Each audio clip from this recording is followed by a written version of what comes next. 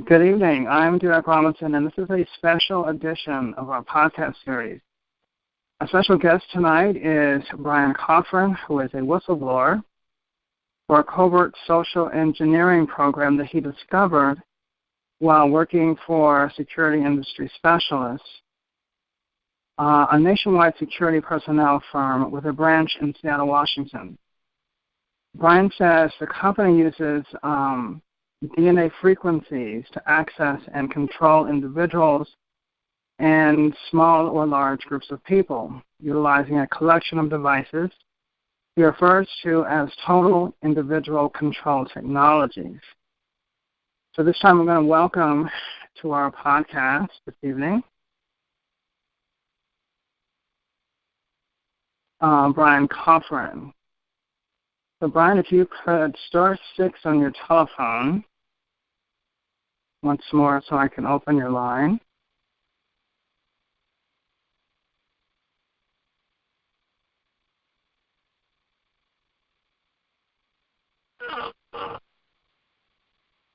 Okay, let me see if I can locate Bryan.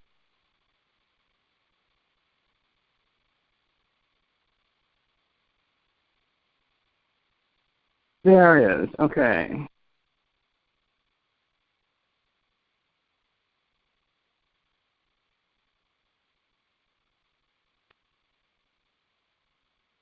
Okay, Bryan, you there? Yes, Derek, hello. Okay, yeah, can you hear me? Great. Yes, I can. Great. Okay, great. Welcome to our podcast, and we're so glad, everyone is so glad to have you here tonight and working with our community because it's really the first time we've had a whistleblower join us from the other side to give us some perspective. I mean, we've talked for so many years about, we've only had speculation, up to this point about what is happening, what the perps are doing, why they're doing it, and things of this nature. And I'm hoping that maybe you could answer some of those questions tonight. Bryan, why don't we just start at the beginning of your term there of working with security industry specialists. Can you tell us, how you came to work for them at the beginning? Absolutely, yeah. Thank you, Derek. And I just want to say hello to everybody that's listening. And I want to thank all of you for your support. It's been overwhelming. It's really been humbling. And it is more than I ever could have hoped for. So I just wanted to say thank you to everyone. I'm sure you can imagine how difficult of a decision this was for me to decide to speak out publicly. And the support I've received has confirmed to me that I did make the right decision. And, of course, it was very much needed given the severity of the problem that's sweeping the country right now in terms of gang stalking and boys to skull. So I just wanted to take the time to say that. Yeah, I began working at SIS. Actually, I have friends and family members who are military and military intelligence. And through them, I had always heard, job opportunities. I thought about joining the Marines when I was younger, when I was 18. I'm 39 now. So over the years, it was something I had always thought about. And, of course, after 9/11, so many jobs were created in the defense industries, homeland security, and what a lot of people don't know about is within private security, domestically within the United States. It's a booming industry. It's one of the fastest growing sectors of our economy as generally our society is being militarized and generally that militarization is being privatized. And as a result, what you have is many, many corporations in the United States of America and private companies that are getting a lot of money from investors under the table to begin to set up what I describe as a security apparatus around and within the United States of America. And it is in that context that I heard of the opportunity to work for security industry specialists in Seattle, Washington. They're a private security company that is headquartered in Culver City, California. And through a friend, I heard that SIS was hiring. I heard they were hiring for security specialists. And given my background in education, which is actually anthropology and sociology, most people don't see how those two connect, but by studying human beings, you can really do well within the intelligence industry and within the security industry, because it is all about learning how to deal with and talk to and communicate with, and ultimately, from our perspective, secure human beings. And so it was through friends and family that I learned about the opportunity, and I started off, like everybody else, as a low-level security guard, minimum wage. I worked my way up through the company over time, and eventually was assigned to executive protection and threat assessment, risk management. And just to tell you a little bit about that, what my official duties was to secure personnel, data, and property of VIPs that our company is hired to protect. So there's a whole lot of training that goes into that, and I became a security specialist for SIS, specializing in executive protection, also risk and threat assessment to our clients. Our clients are the companies or the individuals that we contract out with and provide services for.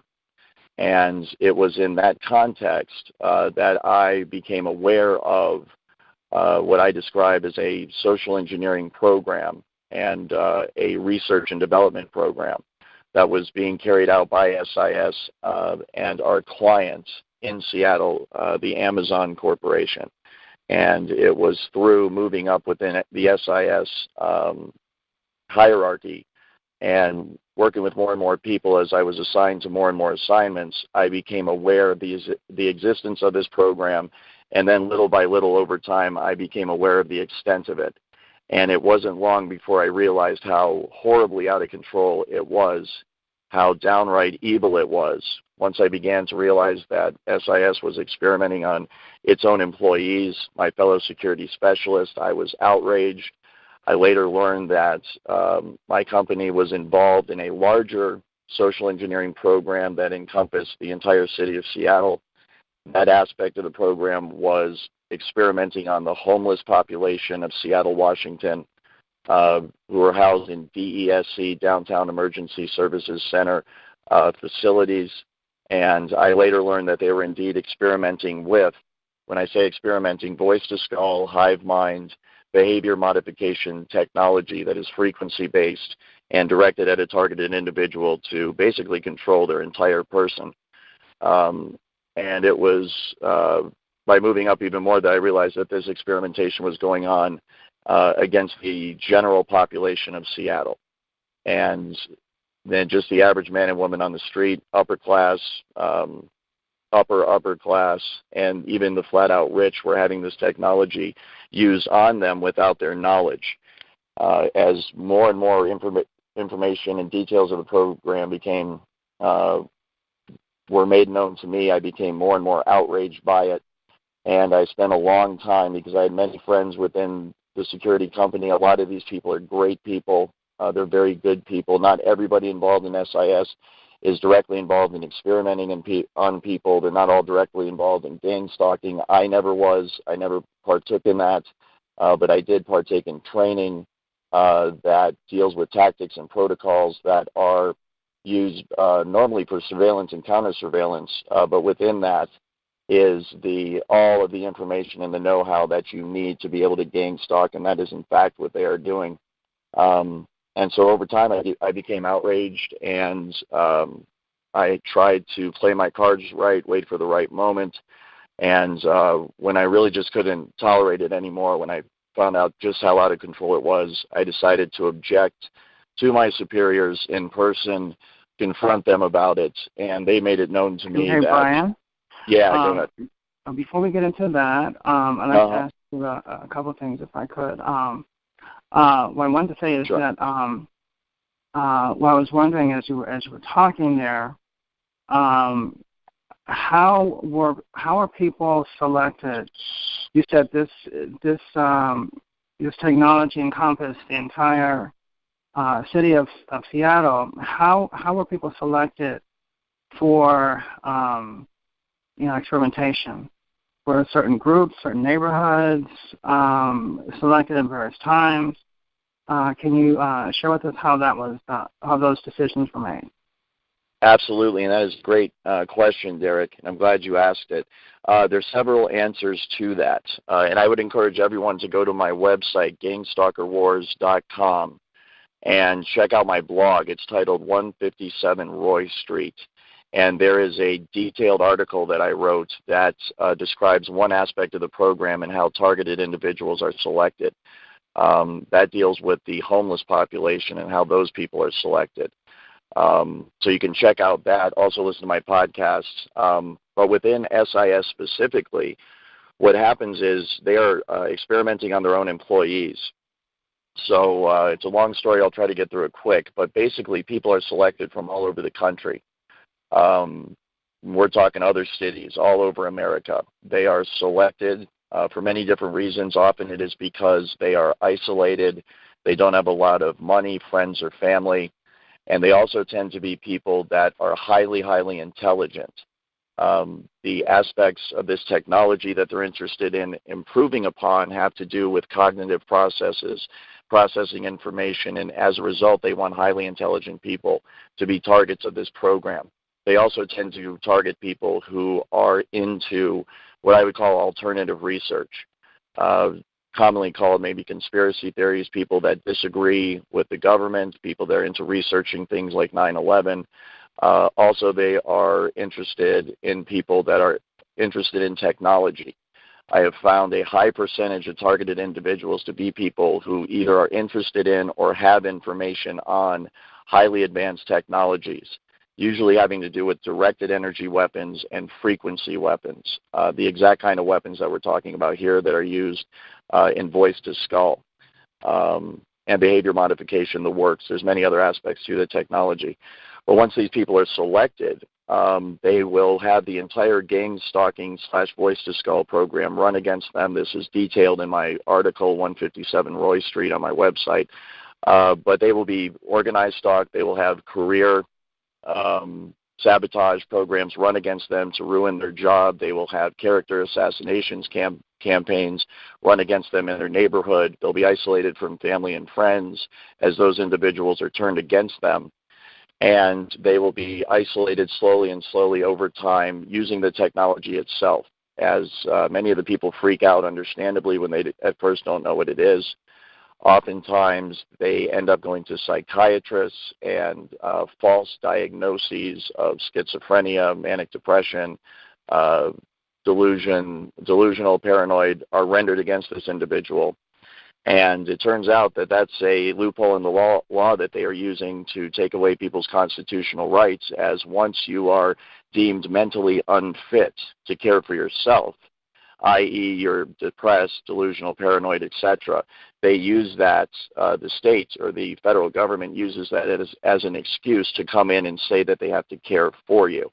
So I would warn all targeted individuals out there, please do not go to psychiatrists and allow them to render a diagnosis against you, because that is a dirty trick they're using to take away the rights of people all over the country. Once the individuals are selected, and this is unique. Bryan, oh, go ahead. Bryan, Yeah, go ahead. If I could ask you something quickly here. You said once individuals are selected. Can you tell me about the selection process? How are they located? I mean, is it through computer? Is it word of mouth? How are individuals, is it surveillance? How are they selected? Can you tell us? That's a great question. I do not have direct knowledge of that personally in terms of an individual, how they are selected. What I can speak to intelligently, though, is that each individual fits the general profile that I'm describing. So they're highly intelligent. They are able to be isolated by whatever means. They normally have some sort of what I would describe as a free mind. They're people that aren't, part of the crowd, so to speak, in the way that they think. They're outsiders. They're what the government would call dissidents or revolutionaries, or people that may be a problem. Some TIs have said that this kind of profile that all TIs fits is empowered individuals, and I would definitely agree with that. But I cannot speak to how they actually identify an individual person. I think the general profile that I'm describing that fits the targets of this program is something that is generated high up within the program. We're talking at the federal government level. We're talking at the highest levels of this social engineering program where scientists from all over the country and all over the world, they're looking at someone's genetics, they're looking at someone's cognitive abilities, they're looking at someone's genes, they're looking at someone's DNA, they're looking at people's social situation, they're looking at people's career. I've been very surprised that so many PhDs are actually targets of this program, and they're usually PhDs that have gone against the grain in terms of what academia normally teaches, usually within the fields of science and technology. And the reason for this is because people running the program want to cover up certain technologies and certain aspects of science that can lead through to tremendous breakthroughs. These highest levels of science and technology are the sole purview of classified sectors of our government and military, and as a result, it is not, the opinion is that the American people do not have the right to this information and is in the national security interest of our country to keep it classified. And so that is the answer to your question. Okay. Well, let me ask you this, Bryan. Since you sort of have had your finger on the pulse of this program, and I would totally understand if you can't specifically answer this question, but if you have some idea, that would be great. Would you have some idea about the numbers of TIs that are targeted in the United States? You say it's a nationwide program, and I totally understand if you really do not have a guess or an estimate of how many people across the entire country, but I just thought maybe you might have at some point come across some numbers that will give us some idea of how many are being affected by this technology. Absolutely. It's a good question. I obviously do not have those exact numbers.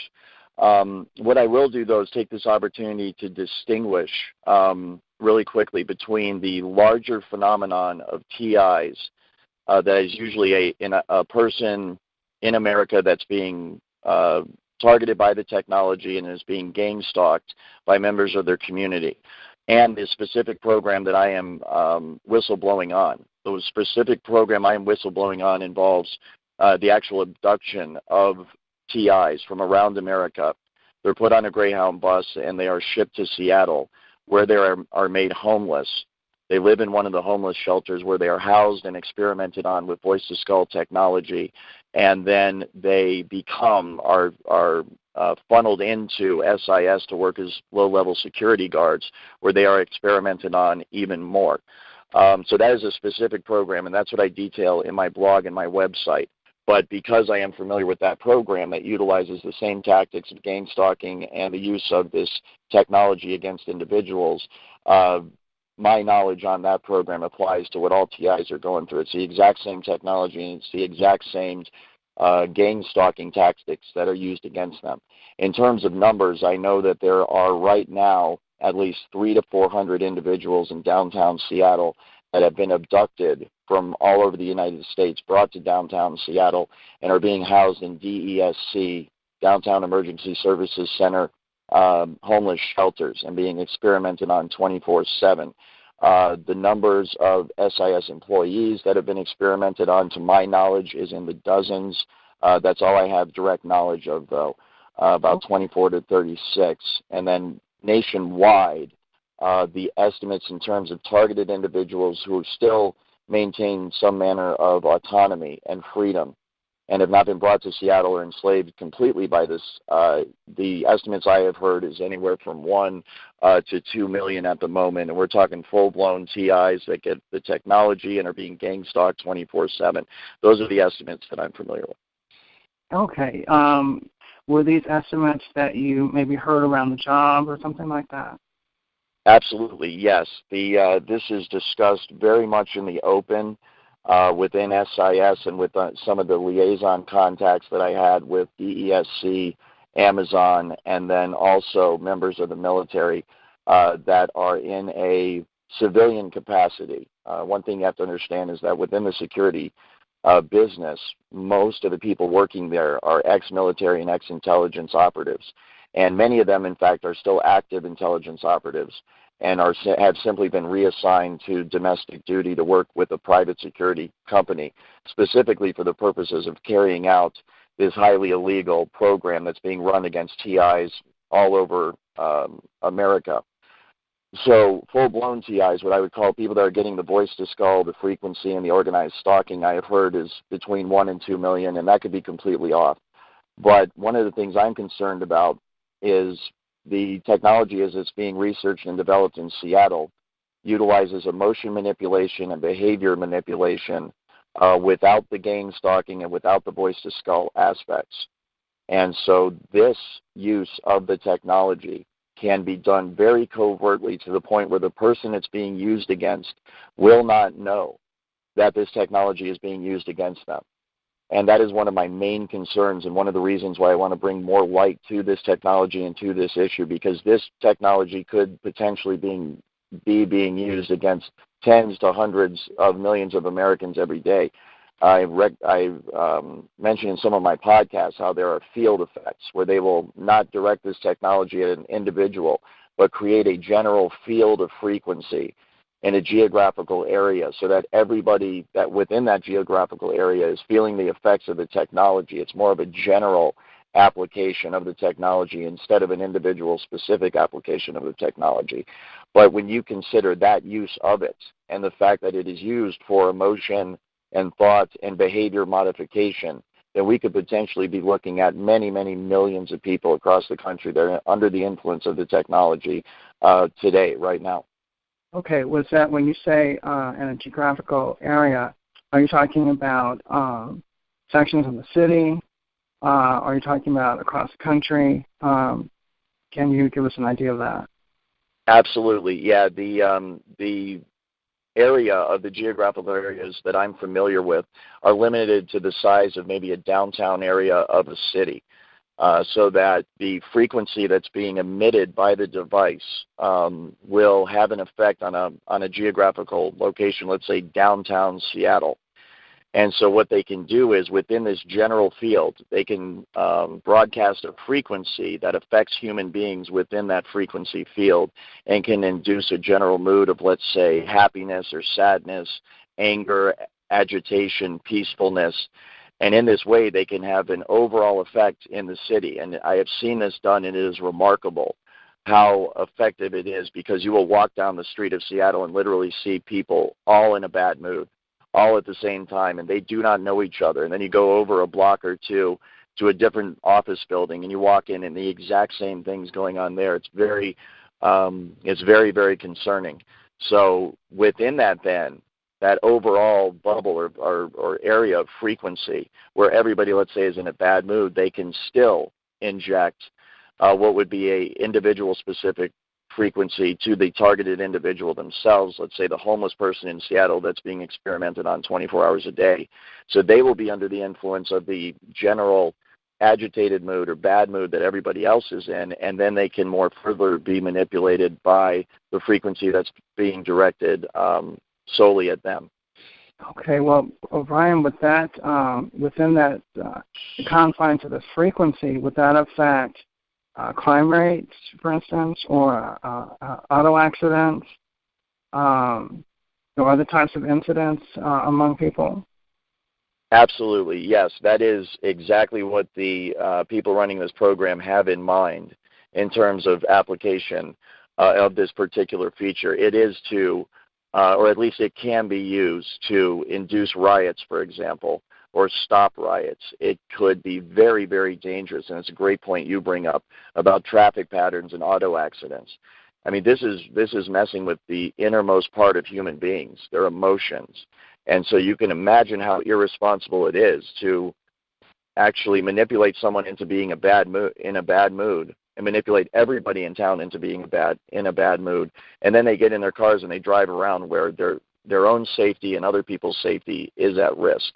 It's a huge, huge problem, and you can imagine the applications of this. If anyone ever wanted to start a riot, if anyone ever wanted to increase the crime rate, and then, of course, you can use it for the exact same opposite. You can use it to decrease the crime rate by making everyone passive. And that could have nefarious applications as well. If you want people to be passive and not pay attention and not take action, it can be used for that as well. So, yes, the mind is boggled by the possibilities in terms of what this could be used for. Okay, so these are radio frequencies that are being utilized? That's correct. Yes, they're radio frequencies, microwave signals, the entire spectrum of radio frequencies can be used within a certain range to produce all sorts of different effects. So the way it works is a device broadcasts a radio frequency, let's say at an individual, and that radio frequency will hook up with the resonant frequency of the individual's mind or body, or in this case, DNA. And what happens is once the resonant frequency is found in the targeted individual and the broadcast frequency matches up with that resonant frequency, those two frequencies interlock, and they can be thought of as one frequency or one energy. And what happens is between the broadcast frequency and the individual that's receiving the broadcast frequency, once they are resonating together, a super highway of frequency along which information can be sent is created. And so you can think of it just like fiber optic cables that you use to send signals over the internet that connect people to the internet. It's the exact same thing, only a wireless application of that. And so once you have connected the targeted individual with the frequency and they resonate together, then you have a perfect avenue upon which to send and receive information back and forth. And that's exactly how they manipulate someone's thoughts. They send voices into someone's head. They manipulate their emotions. They manipulate their behavior. And then that's also how they receive back from the individual in real time the vital signs, the emotions, the thoughts, what the person's seeing, what the person's hearing. And then all that information, of course, is rendered on a computer elsewhere via software, and it can be monitored and tracked in real time. So could they also influence people's thoughts? For instance, if they want to communicate a certain attitude or a certain way of thinking about a particular event, or say if a particular politician was running and he wanted to influence the election, could they send a signal that could influence people to vote for this particular individual? Absolutely, yes. That is exactly what this technology can be used for. It can literally stop your own thoughts from happening and replace them with other thoughts by sending thoughts to your head. And it's so sophisticated that you cannot tell where these thoughts are coming from. There's no way to discern that they're coming from somewhere other than your own mind. So you can imagine how bad this would be for people that don't even realize this technology exists, and they're having these thoughts which they think are spontaneous because being under the influence of this technology now, kind of having been on both sides of it, I am just amazed at the way it works, and I know that the thoughts that they beam into your head originate from the exact same place in your mind that your own natural thoughts originate from. So if I didn't know I was under the influence of this technology, then I would have no idea that anyone was influencing my thoughts at all. And that's exactly what it can be used for. It can be used to sway people in terms of their opinion, to make them go along with a certain agenda. It can be used to turn groups of people or individuals against each other for whatever purpose. And actually, this exact same technology can be used to not only influence the thoughts of someone, but also the voice box of someone. And it came to mind because you mentioned a politician. I heard that they actually used this on George Bush Jr. once. George W. Bush when he was giving a speech because he could not remember his lines. This is the type of thing that could be used to give a politician the words that they need to say so that they will come across and deliver the message in the way someone else wants them to deliver the message. So messing with people's thoughts is really, really concerning, and it is so advanced now that they can do it without people even realizing it's being done. Well, that explains so much, actually, what you just said.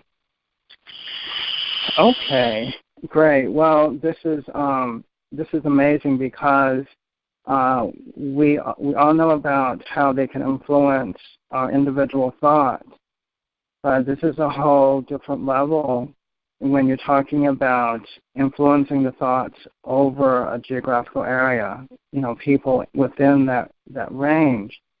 This could have enormous implications. So how they do that, I'm not really clear how they can hide.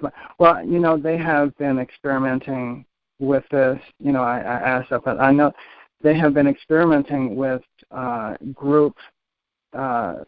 using groupthink, I guess you could say, influencing groups of people since the 70s, I know of, actually. And I just have not seen, the application of this technology or actually heard of it, obviously from this perspective, although I suspected it, of course. And it explains a lot of some of the elections that have happened lately. But anyway, but this is fascinating, Bryan, that you are presenting this to us, because we are aware of it over here, but it's a whole different ballgame to hear someone from the inside explain that it is happening and how it works and things like that. So this is fascinating. Okay, so are you aware? I know you speak of Seattle and how this is being utilized in various sections of Seattle. Are you aware specifically of other places where this technology is being applied? Absolutely, yes. In terms of, first of all, the reason Seattle is important, and I think you mentioned how it's been researched since the 70s, and indeed going back before that. What I have direct knowledge of is, of course, the research and development program, aspect of this technology. And the thing that shocked me about it is it's not being done, in a secret military base somewhere, and it's not being done in a controlled environment where people are being kept safe and separate. The test subjects are kept separate from the general public so that nobody gets hurt. The entire city of Seattle has been turned into a massive proving ground for this technology, and it's being done right out in the streets. It's being used against people that are driving. It's being used against people that are trying to live in a city environment with the congestion and all the other people around that you have in that environment. And so the potential for accidents and things to get out of control and for people to get seriously hurt and indeed be killed by this is real, and it's happening all the time. And I think it just shows just how not only out of control this program is, but how completely unchecked the research and development aspect of our national security structure has become. They are completely immune to any oversight, to any consequences, to anything they're doing. And I just could not believe that this research and development part of this program was so advanced and was so widespread, and it was so out in the open in places like Seattle. And I encourage anyone that's in Seattle, please do go there, or that's near Seattle. Take a trip there and spend a week, on vacation. If you got the money to do it, I would recommend it, and visit DESC and visit SIS at 1415 Western Avenue, Seattle, Washington. Visit Amazon. Visit the Apollo, Nessie, Bigfoot, Cricket buildings. Visit these places and begin to look around and observe, and especially if you're a TI that knows the symptoms of the technology because you're an expert in it, because it's being used on you. You know just as much as I do. Well, maybe not the version that I'm aware of being used in Seattle, but you're getting a version of it, so you know what to look for. Go there and watch the homeless people. watch their behavior, look at their teeth, as all the people have one of the effects, I'm sorry to say, for GIs out there is this technology will actually radiate the teeth right out of your mouth prematurely. And I know in Seattle and elsewhere, people are in their 30s, that brush and floss every single day, that are having their teeth just fall out, sometimes whole. They're swallowing them in their sleep. They're choking on them. I mean, this has devastating effects on the physiology of the human being. But go down there and look. The signs are everywhere, and you will be fascinated, and your mind will be blown at just how out in the open it is. But I'm sorry, in terms of other places, I am aware of Aurora, Colorado. When I decided to blow the whistle and this technology was turned against me, a massive organized stalking effort was launched against me. And due to my training, I recognize the tactics that are used by these individuals, and it is high up. There is a military intelligence aspect of it.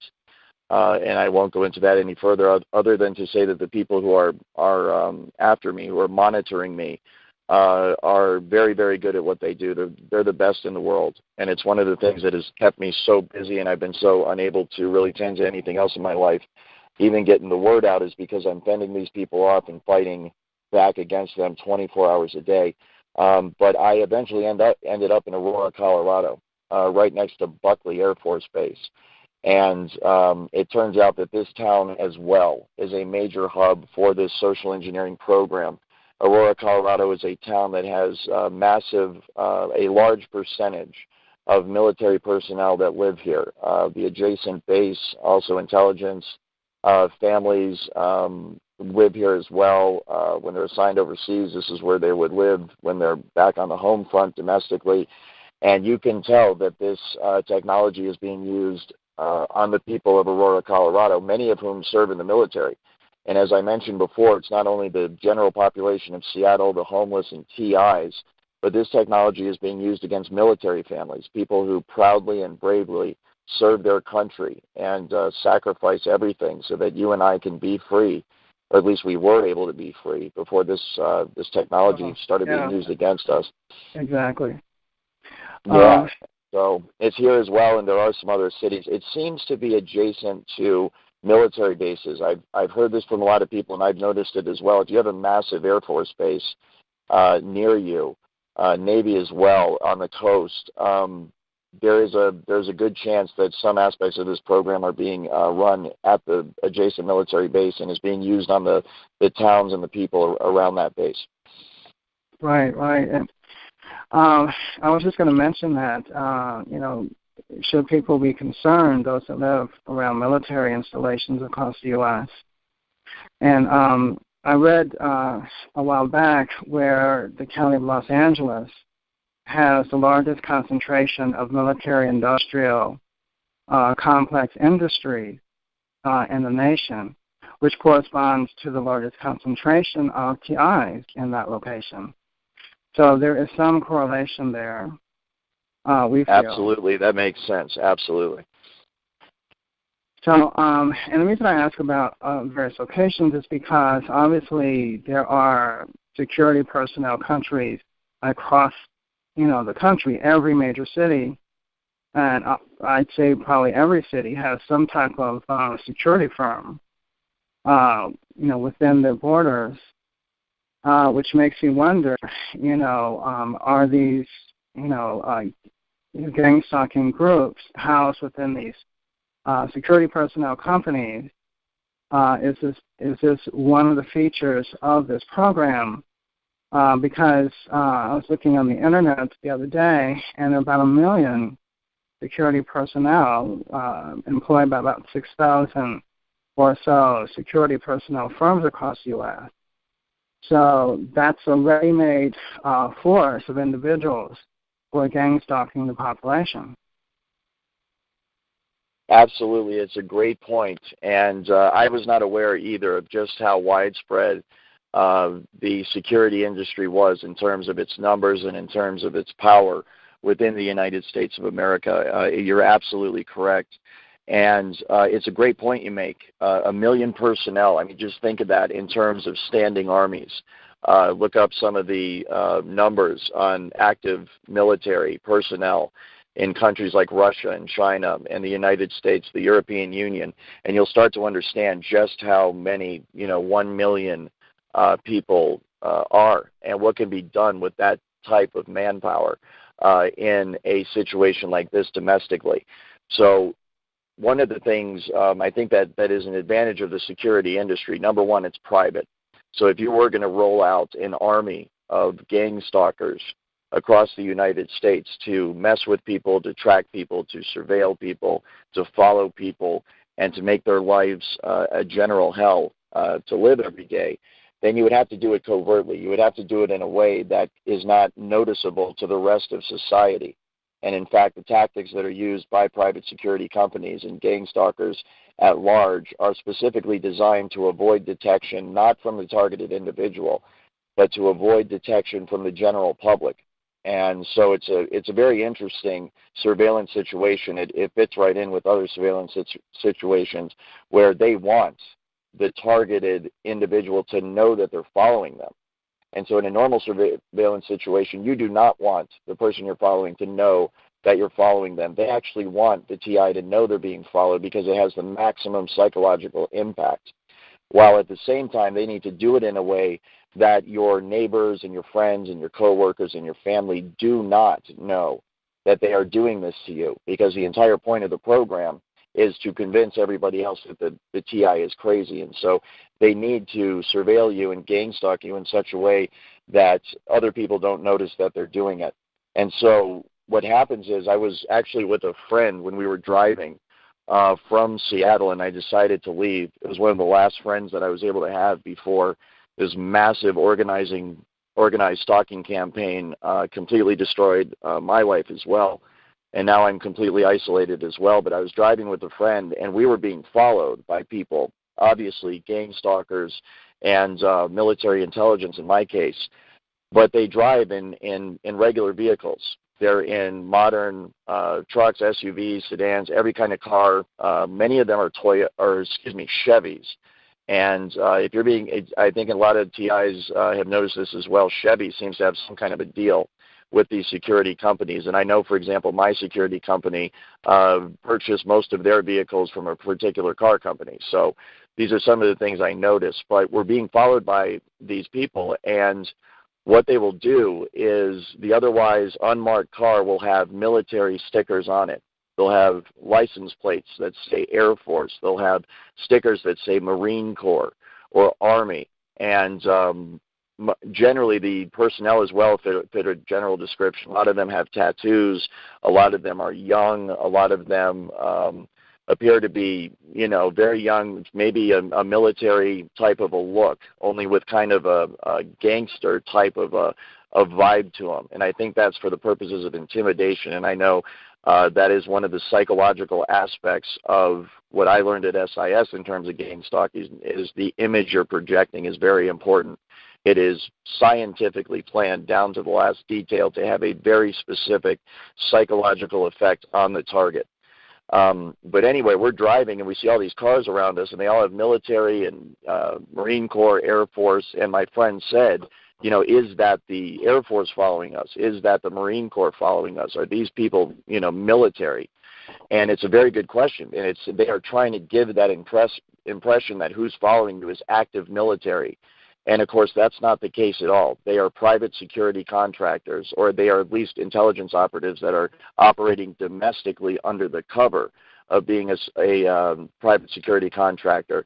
And the reason they put those stickers there is to give the impression they're military. And so what you have a lot of times, the way they get license plates that say Air Force engraved on them is they are former Air Force. The way they get some of these insignias on their car, they are former Marines, and they are now retired. And after active duty, a lot of them need jobs, and they are being hired by the thousands each and every day to staff private security companies all over the country. And private security companies and private investigators, what they do is they investigate, they surveil, they follow, and they carry out covert intelligence and investigative operations domestically in a way that can't be protected. It's the perfect way to carry out gang stalking operations against TIs. Okay, well, I have a couple questions here in regards to what you just said. could you give me like a profile of, say, the average worker at these firms that is doing the stalking and the electronic harassment? Absolutely. And the number one rule in intelligence work and in security work in terms of at least people that are going to be surveilling the public is to remain undetected. And so in terms of a profile, they go out of their way to hire people of diverse ethnic backgrounds, each gender, all age ranges, more or less. There's obviously limitations if you're too old to be able to follow people on foot. But I've noticed a lot of the mobile details, a lot of the mobile assignments will be carried out by the more elderly of the private security contractors because they can't be operating in an inner city, for example, on foot, walking up hills and so forth. People with disabilities as well cannot do that, so there'll be mobile units. Static and mobile units are the two basic units you have within private security, and then they're assigned to different assignments. But yeah, as far as the profile, they are ex-military, they are ex-intelligence.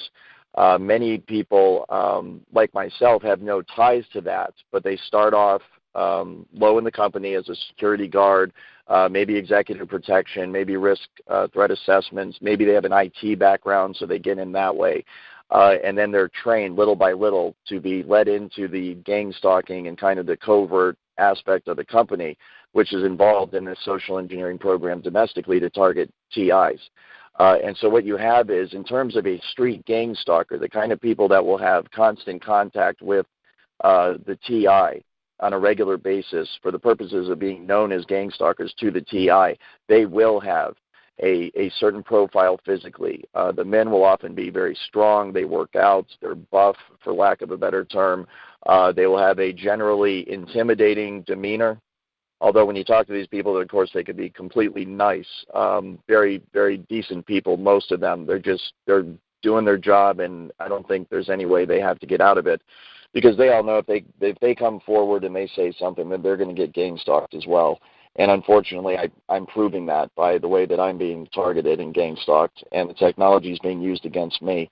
But this is the general appearance that they give, and so it's to be intimidating. And there's a very fine line between kind of the military intimidation and what you would call a gangster or a thug intimidation. And both aspects, of course, are there on purpose, and gang stalking has been designed specifically to have both aspects there. They want you to believe that your country hates you. They also want you to believe that you're in great danger all the time. And the thug, gangster aspect of the vibe that they're giving off is there specifically for that reason. And so you can start to see how psychologically this is going to have an effect on someone very, very quickly. If they're under the impression that the military, their own government, and then a bunch of thugs are following and chasing them around the country, it has a devastating psychological effect. Are certain individual types herded into this program? That's a good question. There is a precedent, I will say, that I'm aware of for hiring people that have displayed a certain moral ambiguity concerning certain issues. For example, within certain private security companies in the Seattle area, there are a lot of ex-LAPD. In fact, when the Rodney King riots went down and a lot of the scandals that went on in Los Angeles, the LAPD went through several stages of reform, and anybody from LA, of course, will remember this. And the people that were forced out of LAPD ended up almost exclusively going to work for private security companies. So you can imagine the types of characters that ended up in private security companies when the LAPD didn't want them anymore. Also, people that have criminal backgrounds are often coveted for gang stalking type of assignments. The reason for this is that they do not mind, obviously, mistreating other people. They have what could be called a criminal mentality. But it's also important to note that despite the unsavory characters that are within this, the entire point of it is a hands-off policy. And this is very, very evil the way they're doing this. So, not in any way defending them. I'm making the opposite point. The hands-off policy is in place by private security companies and gang stalkers, the federal government, and everybody else involved in this, specifically to have the excuse and say, we didn't actually physically harm this person. We never struck them. We never shot them. We never hit them. We never did any physical harm to them. So everything that's done by this program is meant to have a psychological effect, and the psychological effect is meant to complement the effect that the technology is having on the individual, so that they are brought to a place in their life where they're isolated, they're broke, they're unemployed, they have no family, they have no friends, and nobody in the general public can track or trace anything that's being done to them because the technology is remote and it's wireless, and there's usually no physical signs left on the individual that anything is being done to them. And the interaction with gang stalkers within the community, there is no physical evidence that any gang stalking ever went on. They are specifically instructed, do not slash anyone's tires. Don't, vandalize their house. That is not the point of the program. The point of the program is to have maximum psychological effect and leave the minimal amount of evidence. And so you can see how this hands-off policy, and this is a standard term that's used within the private security industry in terms of what security guards and security personnel are supposed to do in terms of a threat. You are supposed to maintain a hands-off policy at all costs until you absolutely must intervene physically or with use of force. And so that's kind of an industry term that's been adopted by gang stalkers as a hands-off policy against the TI, so that when that person ends up in a hospital or ends up physically deteriorated, they can't turn around and blame the gang stalkers because they were never, quote-unquote, touched or physically harmed by them, even though all of the harm that's done to TIs is done by the gang stalkers, it's done by the federal government that endorses this program, and it's done by the technology, and therefore the gang stalkers, the technology, and the federal government is liable and responsible 100% for everything that's been done to the TI. Okay, so that is something that we have noticed in terms of a general type of protocol in the program, that there is a certain boundary that they do not cross. They will harass a person, to homelessness, but they don't usually physically attack them. Exactly. Okay, so basically, the reason I asked you about the profile is because some of the stuff that they do is so sadistic to people, and I was wondering is this something that this could not have been something that they knew that they were getting into. You don't advertise to torture people. Do people, once they find out what the job entails, what is their attitude then? Do they really just go with the flow, or do they just do what they need to do to keep the job? How do they feel about what they do to people? Do you have Absolutely. Yeah, it's a great question, because you're absolutely right. Nobody advertises, on Craigslist that we're hiring you to harass and torture people. It's just not done. And I can speak personally for myself, and I can speak personally for the people I worked with at SIS, that when you do first find out what's going on, you are disgusted by it. You cannot believe that this is what's going on.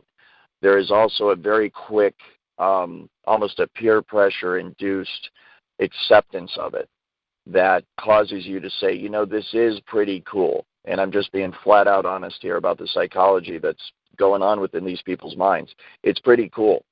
We're part of the group. We're part of the massive army of people that is going to be okay no matter what, because we're on the right side of this, because we're the people with all the power. We're the people that with ties to the intelligence agencies. We're the people with ties to the government. We're the people that are going to be okay no matter what, because, we are willing to violate the law to get away with whatever we want to get away with. And our superiors and our bosses are as well. So as long as we make them happy and we do our job, we're going to have a pretty good life. And I can tell you that this is exactly what is done to people almost immediately upon the revealing of what is really going on. They are offered a series of incentives. They're offered, first of all, acceptance into the group. They're offered acceptance into what will be the future of America, that you will be set, you and your girlfriend, or if you're married, you and your wife, your husband, your children are going to be taken care of. You're going to make a lot of money. You're going to have brand new cars every couple of years. Your kids are going to go to the best schools, and you are going to be connected, for lack of a better term. And at this point, it really does take on almost an organized crime feel to it, because what you're dealing with are people that are pleasing their boss in order to do something that is absolutely illegal. They're monitoring and harassing and torturing, and sometimes leading to the death of American citizens. They're violating their civil rights. They're violating their human rights. They're violating basic human decency. This is horrible stuff that's being done to people. And so you have to understand the psychological aspect that goes into convincing gang stalkers and people that are part of the program to do what they're doing. It is in fact, the psychological operation that is run against gang stalkers themselves and people that participate in the program is just as advanced, if not more so, than the psychological program that is run against TIs. It absolutely is. And so what you have is this very intense psychological program that's run.